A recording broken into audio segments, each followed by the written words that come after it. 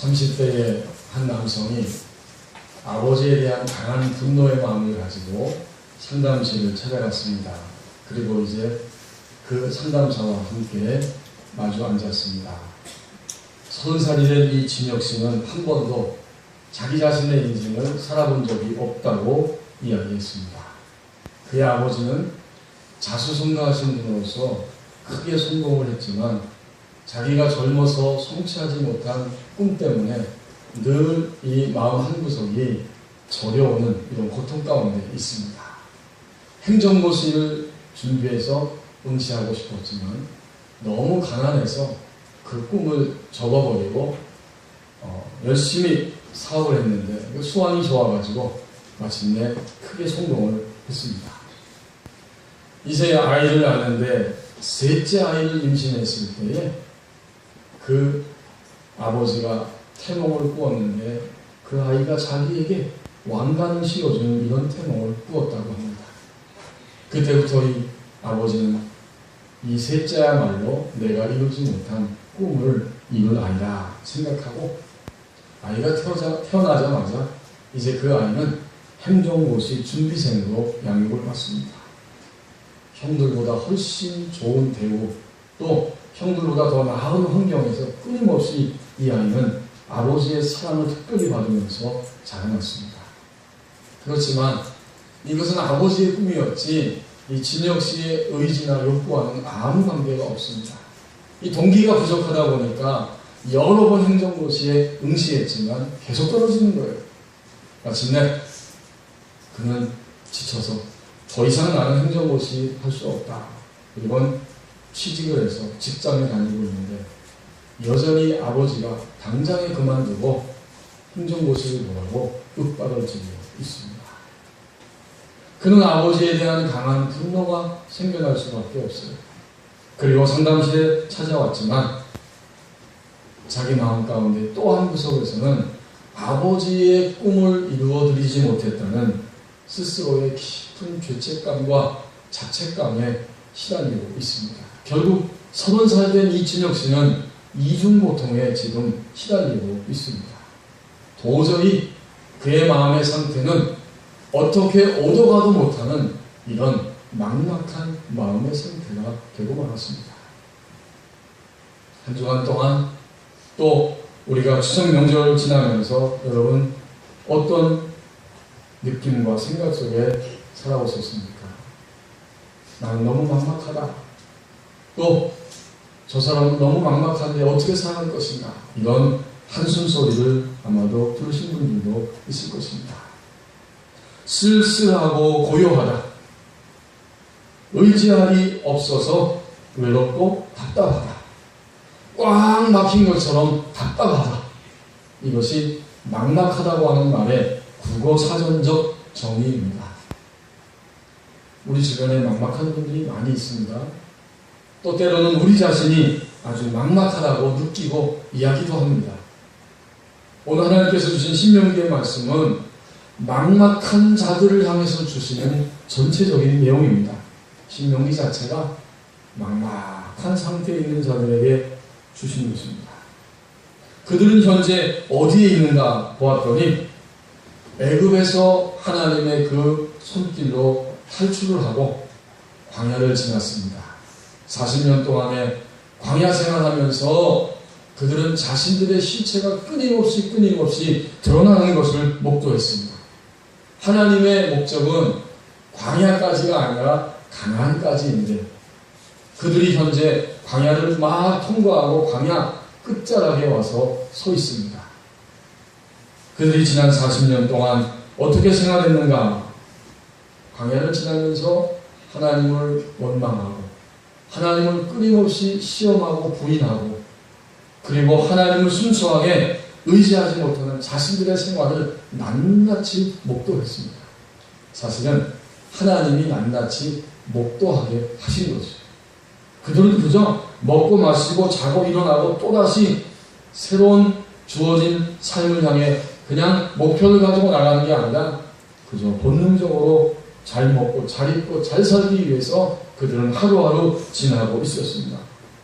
하나님이 주시고자 하는 것은 가나안 땅의 축복의 삶인데 거기에 가기까지 아직 이들은 너무나 막막합니다. 그래서 하나님이 그들을 보실 때도 안타깝고 또 그들을 인도한 모세가 볼 때도 현재 이 백성들의 상태는 너무나 막막한 겁니다.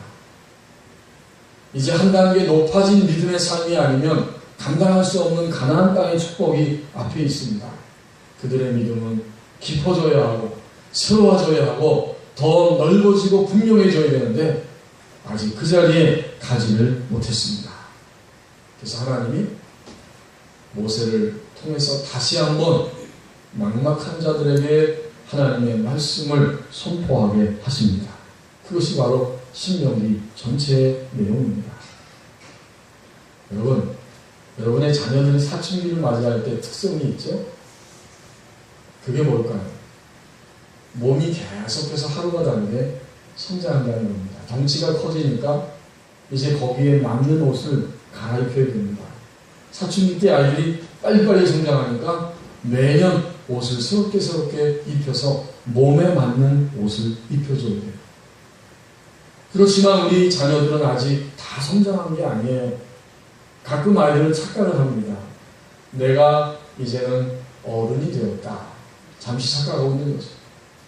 그래서 남자아이들은 술과 담배를 먹고 피우면서 내가 이제 어른이다. 나도 독립해서 살 수 있다. 이런 착각을 합니다.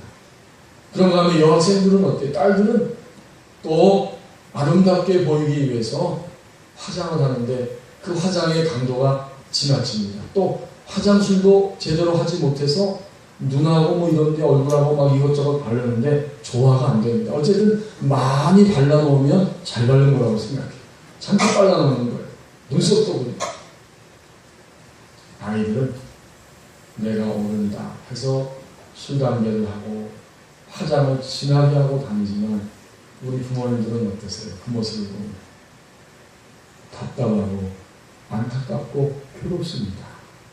아직 저 아이들이 어른이 아님에도 불구하고 저렇게 행동하고 있으니 그것이 안타까운 거예요. 막막한 거예요. 아이들을 볼 때.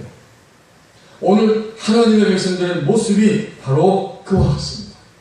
광야 40년 지나면서 그들은 하나님의 인도를 구하는 생활이 아직 훈련이 안 됐어요. 하나님을 정말 의지하고 믿는 이런 삶의 훈련이 아직은 만들어지지는 않았습니다. 그럼에도 불구하고 이제 모세가 떠난다고 하는 거예요. 모세는 광야까지가 사명이기 때문에 여기까지만 하고 모세는 떠나게 되어 있습니다. 그들은 우왕좌왕하고 어찌할 바를 모릅니다. 모세와 같은 위대한 지도자가 또 한 명이 세워져야 하는 상황입니다. 바로 그렇게 막막한 형편에 있는 자들을 위해서 하나님이 대안적으로 신명기서를 통해서 말씀하시고 오늘 우리가 읽은 11장 1절 2절 말씀을 통해서 막막한 자들에게 대안적으로 말씀해 주십니다.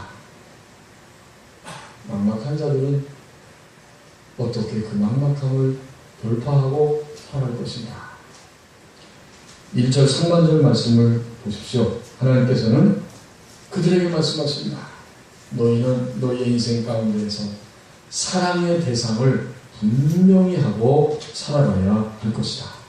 지금 현재 사랑의 대상이 누구인가를 분명히 하라고 말씀합니다. 그런즉 내 하나님 여호와를 사랑하라.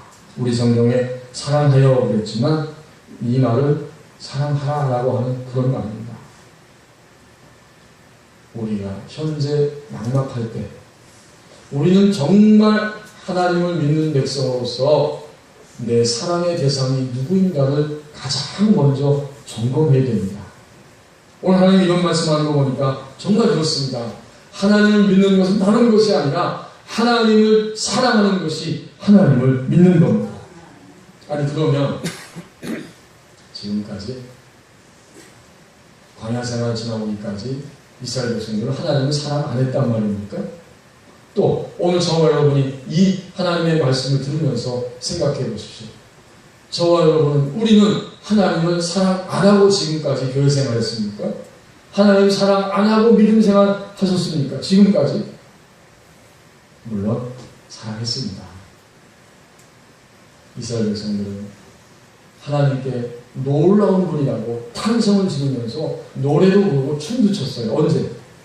여러분이 출애굽기 15장에 보면 그 홍해를 가르고 하나님이 애굽의 그늘에서 완전히 벗어나게 하셨을 때 그 미리암과 여인들이 소고치며 춤을 췄고 그 백성들은 탄성을 지르면서 하나님 정말 대단한 분이라고 놀라우신 분이라고 감사하다고 고맙다고 그렇게 하나님 앞에 말씀드렸어요. 하나님이 사랑한다는 말이죠. 또 언제 그랬습니까? 이제 하나님이 그들을 광야로 이끌어 가셨어요. 광야에서 너무 힘들고 지칠 때 반석에서 하나님이 물이 나오게 하시고 또 하늘에서는 비같이 만나를 내려주시고 메추라기를 그들에게 보내주셨을 때 그것을 먹으면서 하나님은 놀라운 분이다. 하나님은 엄청나다. 이러면서 나름대로는 하나님을 사랑한다고 그렇게 생각하고 있었어요. 그러나 겉모양은 그랬지만 그들의 속은 결코 하나님을 사랑하지 아니하였습니다. 그 증거가 무엇입니까?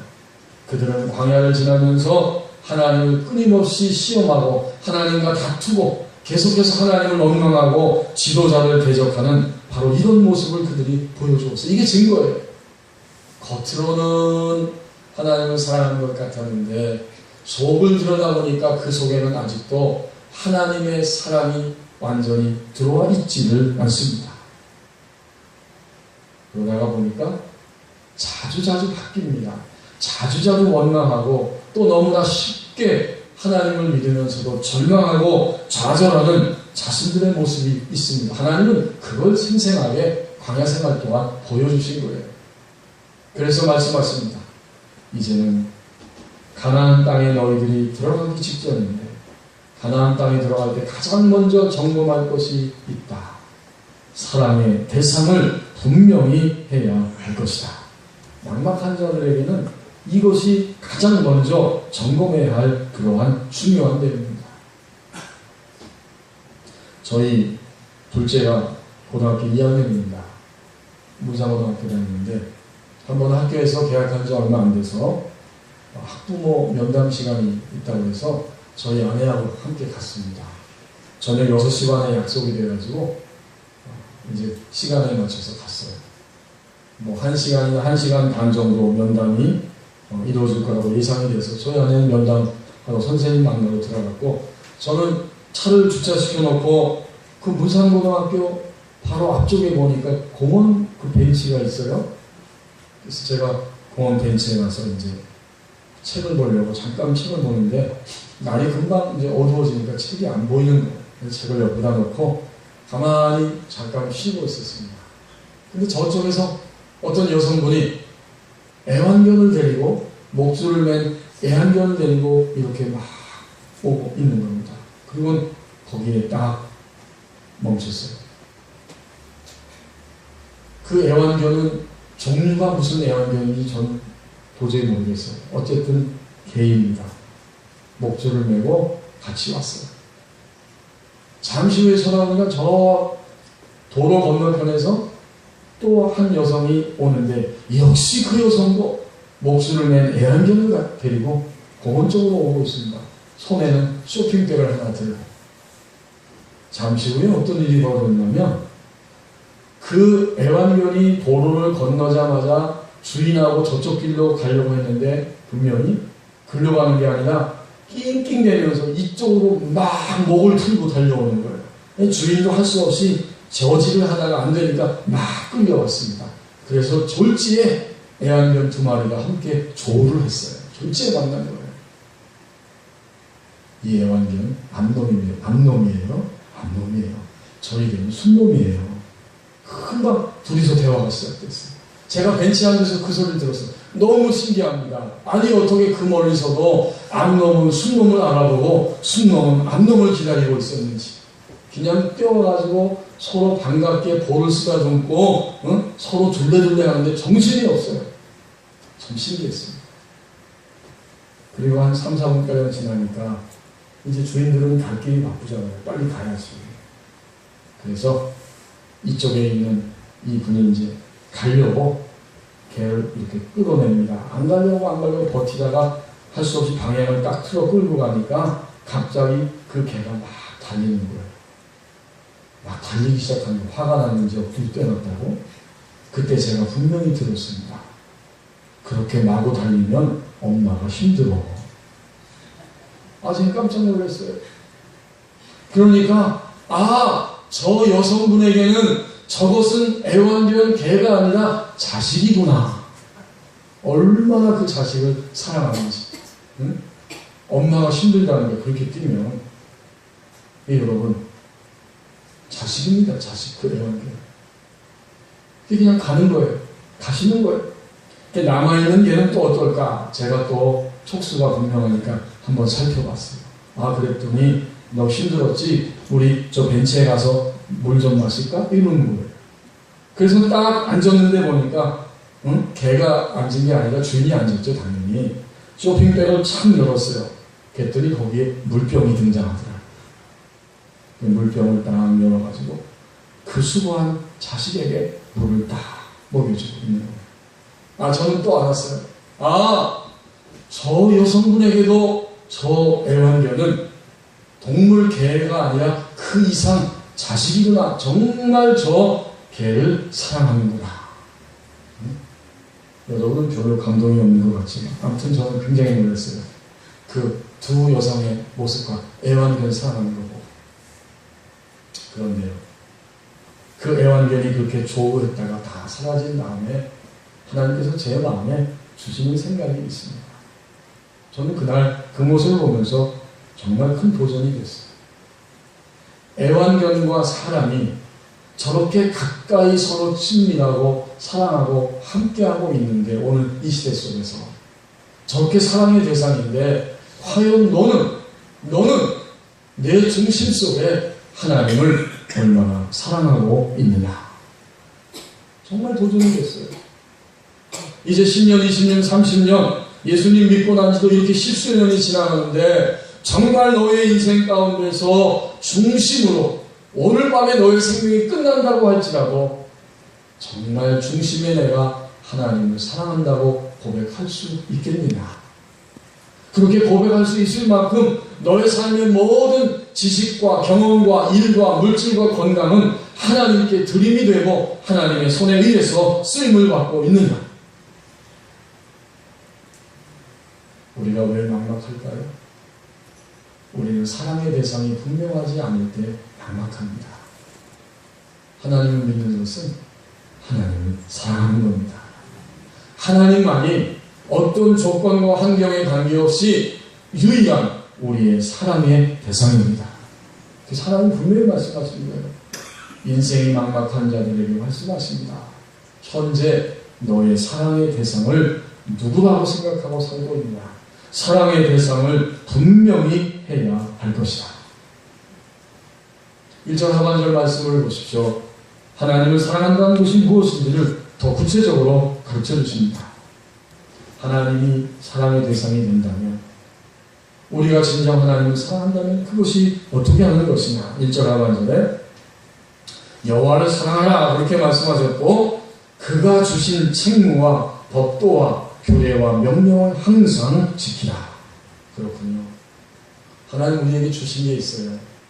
우리를 사랑하시기 때문에 하나님과 우리와 사랑의 관계성 안에서 살게 하시기 위해서 우리에게 주신 것이 있는데, 오늘 4가지로 길게 설명하죠. 책무와 법도와 규례와 명령을 항상 지키라.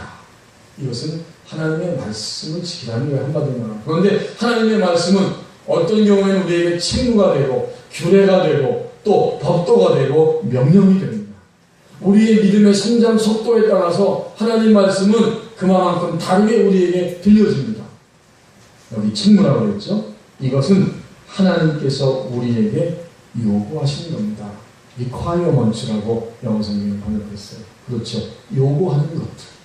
하나님 우리에게 요구하는 것들이 있습니다. 우리에게 주신 말씀 가운데서 특별히 우리에게 인생의 어느 시점에서는 꼭 그렇게 하라고 우리에게 요구하십니다.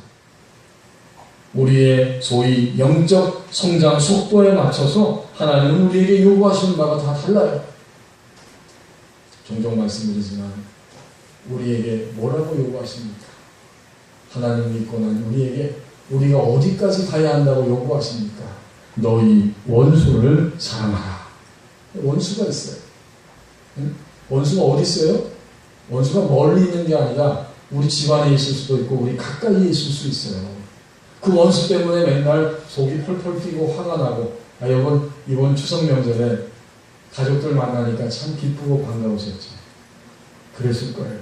그러나 반대로 친척들과 또 여러 그 친지들 오래간만에 만나니까 오히려 스트레스 지수가 팍 올라간 분들도 있더라고요. 응?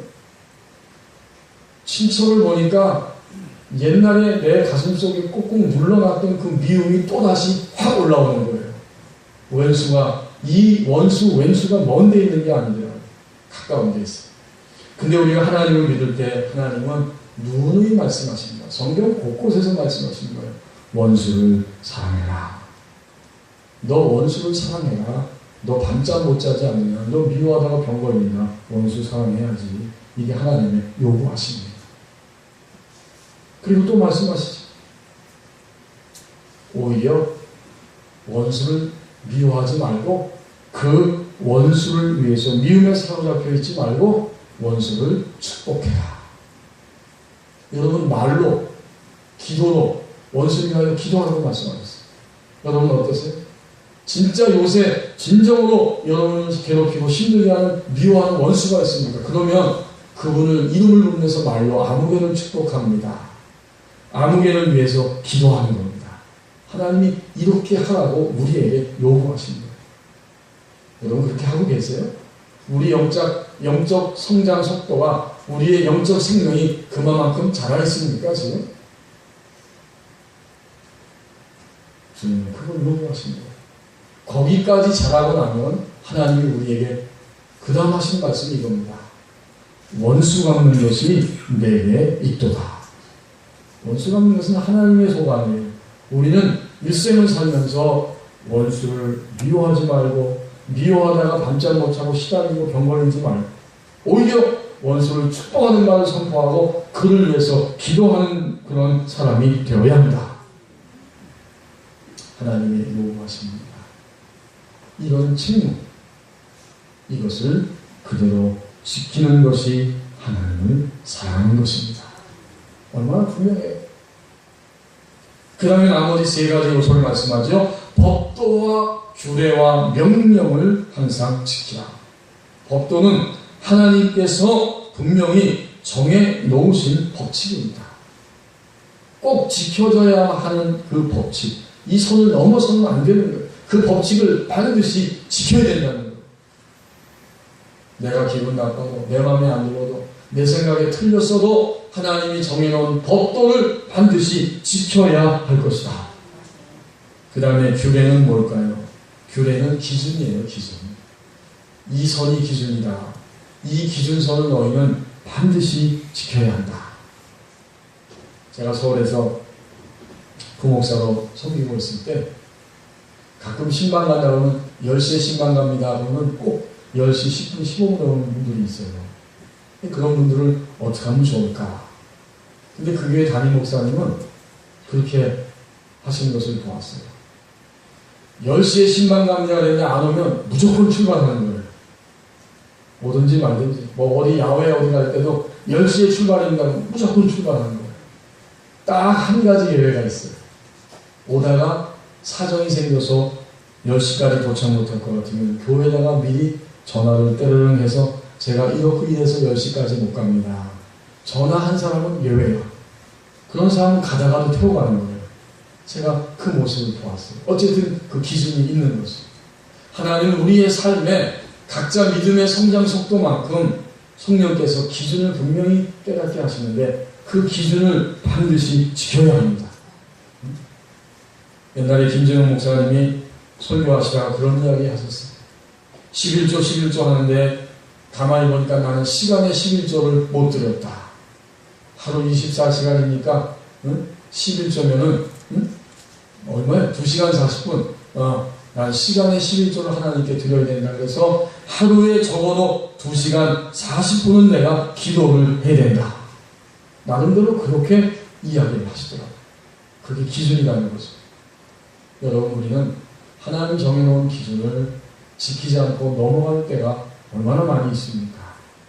하나님을 사랑하는 마음이 부어져 있고 하나님을 진정으로 사랑하고자 하고 하나님과의 사랑의 관계성 안에 들어가 있을 때에 우리는 이런 기준들을 넉넉하게 지킬 수 있습니다. 그 다음 명령은 성경에 보면 하나님의 명령은 두 가지로 하셨어요. 어떻게 하셨어요? 뭐뭐 해라. 반대로 뭐뭐 하지 말라. 성경이 항상 두 가지 명령으로 되어 있어요. 하나님이 하라고 하면 하는 거예요. 또 하나님이 하지 말라고 금지하신 것은 절대적으로 금지할 수 있어야 됩니다. 이렇게 하나님은 하나님 말씀을 오늘 네 가지로 설명하는 거예요. 요구, 책무, 그 다음에 법도, 규례, 명령 이런 것들을 어떻게 해야 될까요? 1절 하반절의 끝부분에 보면 항상 지키라. 다양한 환경 속에서 우리 믿음의 수준에 따라 하나님이 이렇게 요구하시는 바가 다 다르게 들려지는데 이것을 항상 지키라고 명령하십니다. 이렇게 하는 것이 하나님을 사랑하는 것입니다. 여러분 우리 자신을 되돌아보십시오. 우리가 막막할 때는 언제입니까? 하나님을 사랑하지 않을 때 막막한 거예요. 하나님을 사랑하는 그 우리의 모습이 정말 오늘 이 네 가지의 명령을 지키는 모습으로 나타나지 않을 때 우리의 삶은 처지고 또 뒤로 물러가고 침체하고 막막해집니다. 이것을 항상 지키는 사람들. 하나님이 지금 그들을 보셨습니다. 광야의 끝자락에 와서 지금까지 지내온 것도 정말 쉽지 않았는데 이제 새로운 땅으로 가야 하는데 우리는 어떻게 하면 좋을 것인가? 모세의 마음이 가장 막막했을 거예요. 하나님도 당연히 안타까우셨지만 그들과 함께 40년을 지냈기 때문에. 그래서 말씀합니다.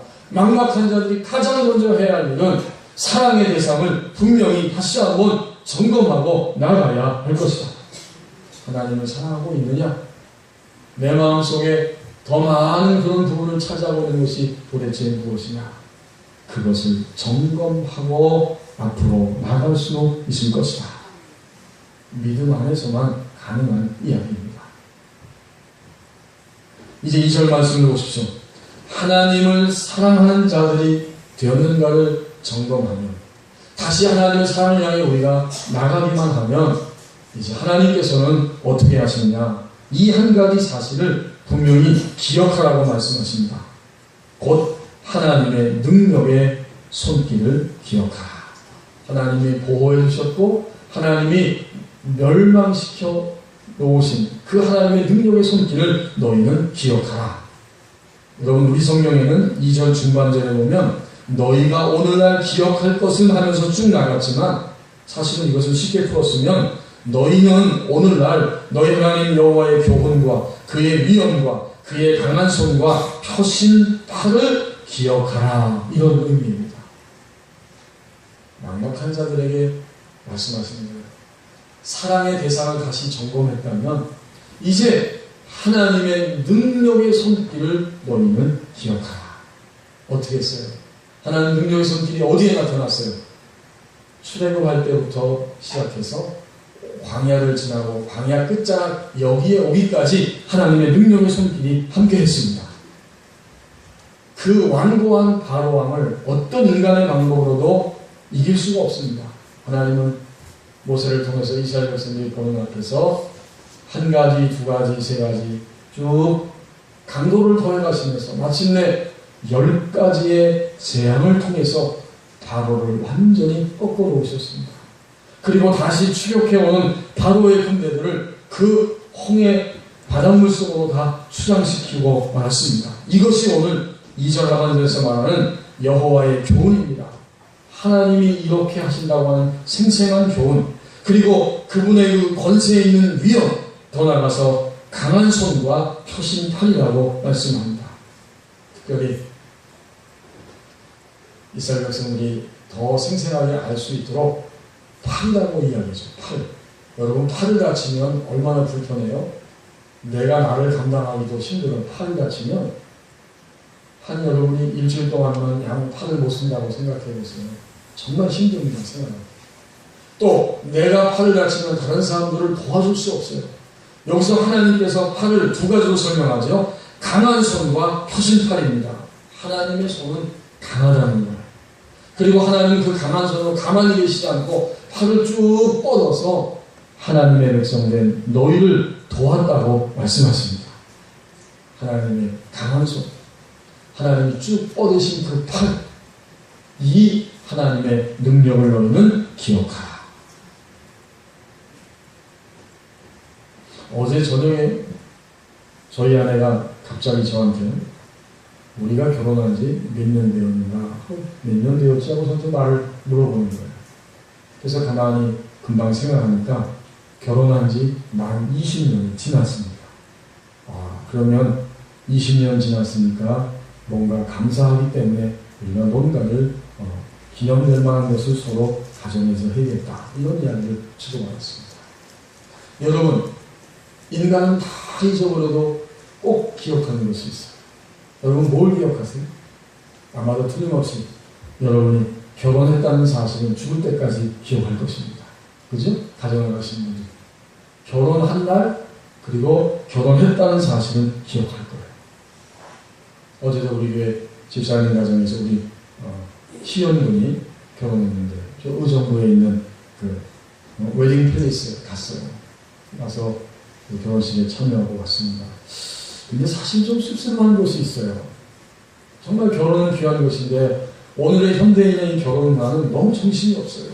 그냥 그 토요일 날 차들이 밀려 간신히 그냥 턱에 받쳐서 결혼식장에 도착하고, 그리고는 혼주, 또 당사자 되는 신랑 신부에게 손잡고 인사하고, 또 정신없이 거긴 또 4층인가에 다 몰아놨더라고요. 누구든지 다 밥 먹으려면 글로 올라가야 돼. 4층에 올라가서 보니까 넓은 홀인데 정신이 없어요. 먹다 남은 음식 상에 그대로 있고, 자리는 없고, 사람은 밀려오고, 밥을 식사를 하는 건지 축하를 하는 건지, 또 먹다 보니까 무슨 시간이 다 됐어요. 예식 시간이. 너무 정신이 없어요. 귀하게 축복하고 정말 하나님의 이름으로 축복하고 귀한 날이 되어야 될 텐데 너무 같은 정신이 없습니다. 씁쓸한 마음을 가지고 제가 돌아왔어요. 우리가 결혼한 날, 결혼했다는 사실 우리는 기억합니다. 또 하나는 뭐가 있을까요? 아마도 대부분의 분들이 자신의 부모님이 돌아가셨다는 사실은 기억할 겁니다. 나의 아내, 나의 가족, 우리의 부모님이 이 땅을 떠났다. 이것은 생생하게 기억할 거예요. 그러니까 여러분, 오늘 하나님께서 기억하라, 오늘날 기억할 것이라고 말하는 것은 이런 의미가 있어요. 너희의 인생 가운데서 절대적으로 영적인 기억력, 이것을 놓치면 안 되는데 곧 하나님의 능력의 손길을 기억하고 살아야 할 것이다. 하나님의 능력의 손길은 애굽에서 나올 때부터 광야에 오기까지 보호하시는 손길이었고, 애굽에서 광야에 오기까지 원수들을 진멸시키는 능력의 손길입니다. 삶이 막막한 자들에게 말씀하십니다. 사랑의 대상을 점검했다면, 그렇다면 이제 나의 능력의 손길을 평생 동안 너희는 기억하라. 지금 기억하라는 거예요. 우리가 막막해 하는 것보다 하나님의 능력의 손길이 더 크고 위대합니다. 우리가 더 이상 못하겠다고, 여기까지라고 안 된다고 생각하는 것보다 하나님의 능력의 손길은 훨씬 더 강합니다. 그래서 주님 말씀하신 거예요. 너희는 기억하라. 하나님의 능력의 손길을 기억하라. 밤이 깊어지고 어두움이 깊어지면 우리는 금방 알 수 있습니다. 새벽이, 날이 밝아 새벽이 곧 찾아올 것이다. 막막함이 깊어지면 깊어질수록 그것은 하나님의 빛이 새롭게 임한다는 징조입니다. 우리의 믿음이 한 단계 더 비상하는 시간이라고 하는 사실입니다. 이제 오늘 여러분 막막하십니까? 사실 이 지구촌이 막막하고요, 우리가 살고 있는 이 땅이 막막합니다. 저는 한 주간 동안에도 목사님 막막해요. 도저히 환경이 벽처럼 다 막혀 있어서 뚫고 나갈 기미가 요만큼도 보이지 않습니다. 너무 막막해요. 이런 소리를 들었습니다. 그 소리를 들었기 때문에 하나님이